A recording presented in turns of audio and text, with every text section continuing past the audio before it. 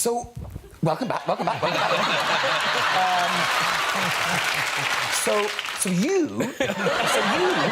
never been on the show. Amelia Clark, did you get to chat with everyone backstage? Yeah, kind of. Did you get to talk to him? Yeah, kind of, maybe. Not really. Amelia Clark loves Matt LeBlanc.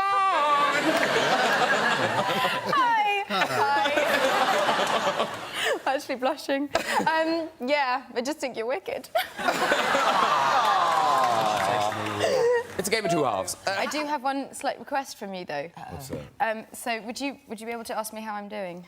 Oh, yes, do that. You can say no. Everyone will hate you, but you can say no. Yeah. No. Yes. Well, since I, haven't been up to speed on the show, I will say. Thank you. Yeah, how you doing? Yeah. Practically, this is based on your life. I mean, this is things... Yeah, but... I mean... Loosely, Graham. No, but things like, isn't the washing machine, that happened to you. What? The washing, you were very hungover. Oh. Yeah. Tell Jodie Foster that story. All their stories are really cool, though, Graham. When I was teaching, which is what this show is based on, I went home one weekend, and I was in my 30s. I was probably 33 years of age. I went home to see my mother, and then I went back, and while I was at home, my mother did my washing for me, because I was only 33. And then I went back, and on the Sunday night, I got really drunk, and then I went for a curry, and then the next day I went into school. I went into school, and it was a school in Slough, and it was quite a rough school, but they had a really brilliant hearing-impaired department, so there were hearing-impaired kids who, struggled. They were really looked after in the school. Anyway, I was really hungover. I went there, and about break time, I felt really uncomfortable. I thought, something's not right, So I went to the toilet, and I pulled my trousers down, and some of my mother's knickers had got mixed up in the wash she'd done, and I was wearing my mother's underwear. And I went, oh, God, no. Oh, I remember going, oh, you loser, this is such a low point, you fucking loser. And then the curry and the booze kicked in from the night before. So I did like a fecal Jackson Pollock. And I started going, oh, God, not this as well. Oh, Jesus. So I cleaned myself up and I pulled my mother's pants back up. And I went back into the classroom and I saw one of the hearing-impaired kids just looking at me like this. And that's when I remembered that I had a microphone directly...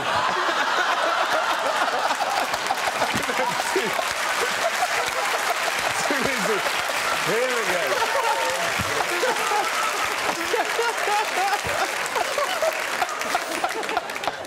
So maybe Man Down isn't that far-fetched. This is weird, and don't answer this question if you don't want to, Patrick. Okay. But I don't know why you brought this up, but I did hear you discuss that you had an extraordinary disagreement with your wife about yourself. Do you know what I'm talking about? By myself, you mean? Yes. Yeah. Ooh. Listen, do you know this story? I do not know Listen with interest. One night, as you do, we were talking about stuff, and I just happened to mention, and of course, being circumcised, I said... They were chatting, they're married, they're allowed. And she said, you're not circumcised. I said, what do you mean? You've only known me all my life. I remember my mother telling me. Why? Because it was fashionable at the time. She said, you're not circumcised. I said, that's ridiculous.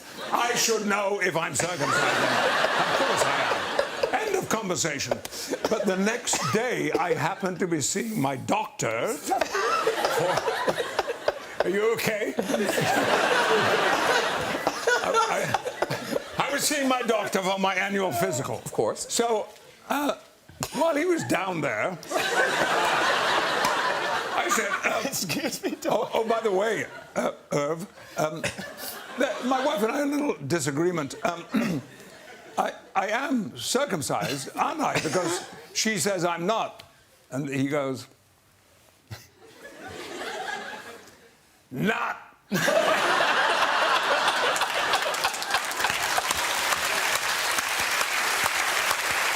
I said, no, it's not possible. So he looked down again and he said, hey, I'm Jewish. I know the difference. That is a bizarre Too story. much. I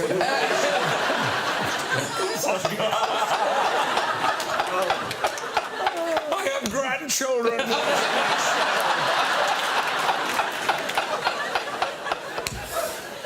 You're going to have to change your Facebook status now. Yes. No more beef stew.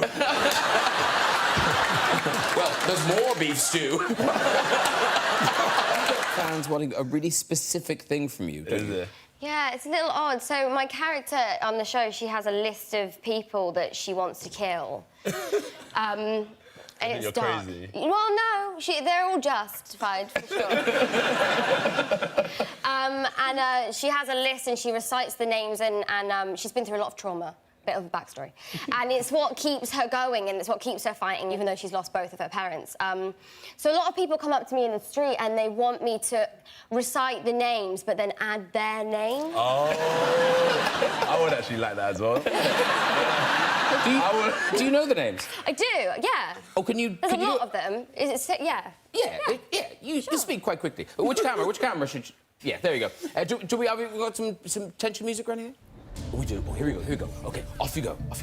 Joffrey, Cersei, Ilan Payne, The Mountain, Beric Dondarrion, Thoros of Myr, The Red Woman, Tom Hanks, Anthony Joshua, Graham Norton. Yay!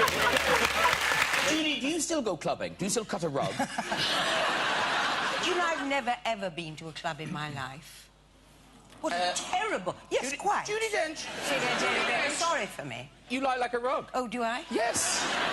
Never been to a nightclub? Yes, you have. Where? I bumped into you in heaven. Oh. Oh, yes, you did.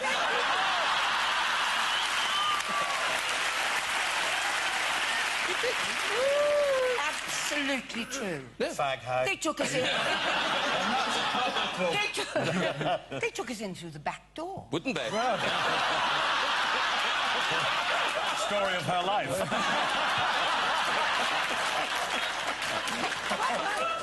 But that is the only time. Is that really the only time? Yes. Did you not have a nice night? You look like you were having fun. Yes, I think we did.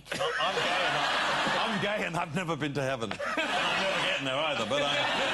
Why, that's astonishing. Why were you there, for God's sake? That's a good question, too. I know the answer to that as well. What was the question? What was it? You were there to see Cher.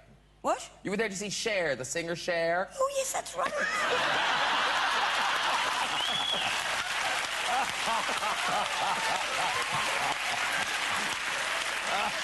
Judy, Don't later you when ask me when any more questions that I'm not going to know the answer to. When I come to you later, don't worry, I have got all the answers. Hello. Hiya. What's your name? My name's Aileen. Aileen? Yep. And I'm guessing you're from Ireland. I am. I'm from Derry. Oh, you're from Derry, up to the north of the country. OK. And do you live there or here? Study here. I live over there. Oh, right. What are you studying? Costume design. Costume interpretation. OK. There will be subtitles on Friday. I know right now only I can understand it. Anybody else can understand it too, yeah, but Okay. I know. Yeah, I can't. No. So far, you're not missing anything. I've never heard of costume interpretation before. It's like costume design, isn't it? Except fancier. Fancier. It's fancier, Frank. Oh, yeah. Yeah. All the lever. OK, off you go. Right. So lead up to Christmas, I was back home. And how did you... Exact face. Right. Did you get any of it? Christmas. Something about Christmas. Yeah, Christmas. That's the only good detail so far. Just pick out words, you'll follow the story. Say, blah, blah, blah, Christmas, Right. blah, blah, blah, home. Gone into the shop and I had to get milk and bread.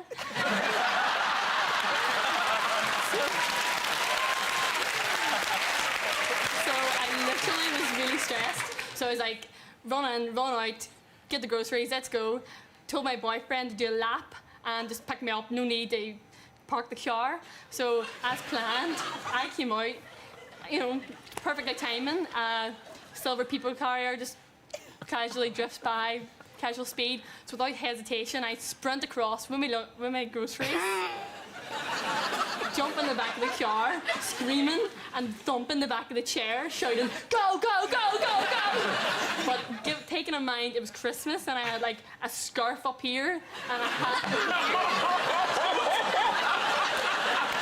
I thought, which was my boyfriend, turned out to be this middle-aged, like 60-year-old woman screaming, Jesus! And pushed her foot on the accelerator and then pushed her in the lamppost. Sorry. You what?